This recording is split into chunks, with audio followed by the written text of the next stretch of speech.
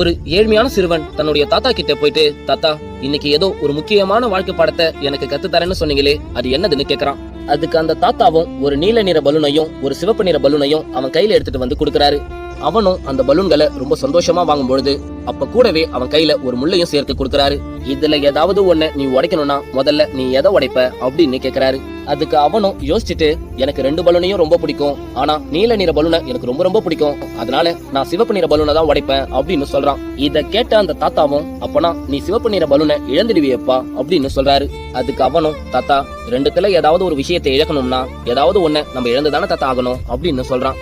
அதுக்கு அந்த தாத்தாவும், நீயும் மத்தவங்கள மாதிரி யோசிக்காத, நீ ஏன் 2ன்னு யோசிக்கிற, நான் உன் கையில அந்த முள்ளோட சேர்த்து மொத்தம் 3 பொருள் கொடுத்தேன், அதுல ஏதாவது ஒன்னதான் நான் உன்னை உடைக்க சொன்னேன், நீ மட்டும் இந்த பலூனை உடைக்கிறதுக்கு பதிலா இந்த முள்ள உடைச்சிருந்தனா உனக்கு பிடிச்ச 2 பலூனும் உன் கையில இருந்திருக்கும். இங்க இருக்கிற நிறைய பேருடைய பிரச்சனையே இதுதான், ஏதோ ஒரு இக்கட்டான சூழ்நிலையில இந்த பிடிச்சவங்களை இழக்கிறதா இல்ல அந்த பிடிச்சவங்களை இழக்கிறதான்னு யோசிக்கிறாங்களே தவிர அவங்களை இழக்கிறதுக்கு காரணமா இருந்த அந்த முள்ளு மாதிரி இருக்கிற பிரச்சனைய யாருமே கவனிக்க மாட்டாங்க. அந்த பிரச்சனையை என்னன்னு பார்த்து அந்த பிரச்சனையை உடைச்சாலே நமக்கு பிடிச்சவங்க 2 பேர்ல யாராவது ஒருத்தவங்களை இழக்க வேண்டிய அவசியமே இருக்காது அப்படின்னு சொல்றாரு. இந்த குட்டி ஸ்டோரி பிடிச்சிருந்தா மறக்காம